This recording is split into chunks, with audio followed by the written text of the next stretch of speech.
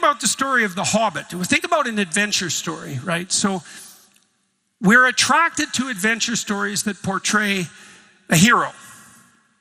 Now, a hero can be a king who is the embodiment of the stable and just state. But that's typically not a hero in a hero story. A hero in a hero story is usually an adventurer. Right, so you see that, for example, in The Hobbit. You see that in The Lion King, because the hero of The Lion King isn't Mustafa, the father. The hero of The Lion King is Simba, who's the son. The son is the hero. That's a good way of thinking about it. That's very typical in literary representations.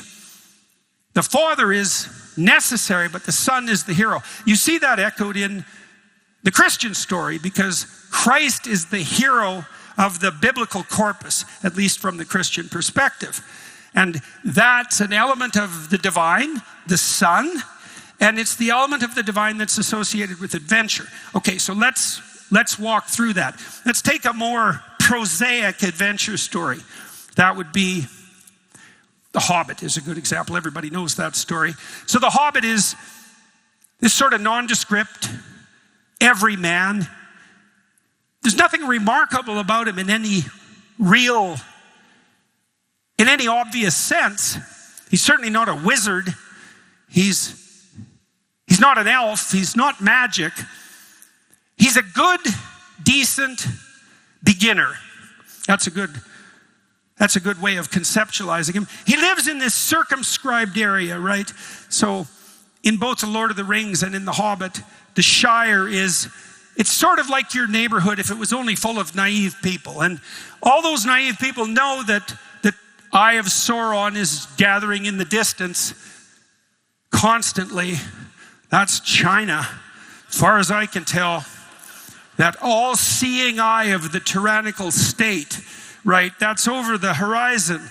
The terrible dragon that has the capability of destroying everything, that's lurking out beyond what's really apprehensible. And all the ordinary people in the Shire want nothing to do with that. They want to have their circumscribed lives, and you can understand that. And one of the things that makes the Hobbit himself, let's say, attractive as a character is because he does have that pull towards tranquil domesticity. And that's not a vice. It's only a vice when you insist upon that, when the times don't allow for that, right? And it's questionable at the moment, for example, whether the times allow for that. So far, yes, but I wouldn't count on that continuing, not unless we become more assiduous adventurers. So what happens to the Hobbit? Well, he's called out by a magical agent, it's Gandalf in this case, to have an adventure. Okay, so what does that mean? What's a magical agent? A magical agent is one of those things that you encounter in your life that transforms your aim. It transforms your identity. So you can imagine that you have a stable identity from time to time. You kind of know who you are. But then imagine that, well, fair enough, but what about the possibility of further development, right? Because if you were really who you could be, you wouldn't only be what you are properly, you'd also be moving towards something more. Right, and so if your character is fully developed, sort of at the outer edges of your identity, beyond mere maturity, you're not only mature and responsible, you're an agent that's transforming itself into something that's even better. And what happens in your life is there are magical occurrences that transform your aim. And sometimes those are people that you meet that are mentors, or who inspire you in some way, or sometimes it's the call of your conscience. There's something bothering you deeply, and you decide to pursue that. Sometimes it's someone you fall in love with, or an opportunity that falls in your lap and that requires you to sacrifice who you are so that you can take the next step to become who you might be.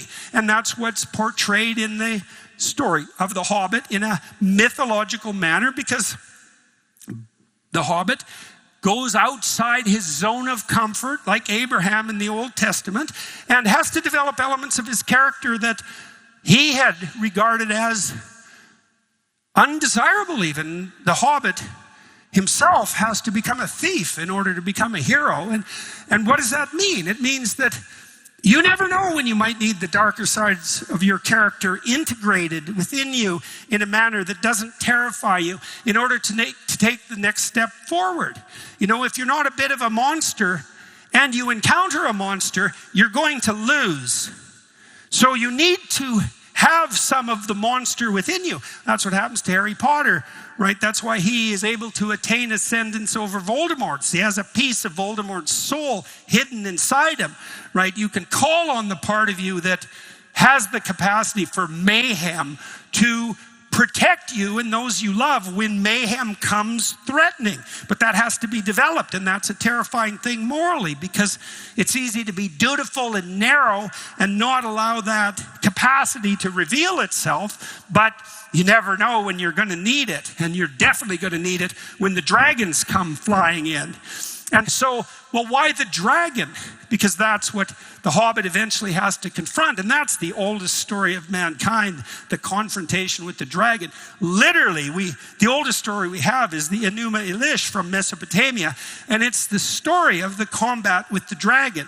The hero of the Enuma Elish confronts the cosmic dragon and makes the world out of its pieces. Right? Something echoed in the Old Testament stories in the representation of Jehovah as the force that triumphs over the Leviathan.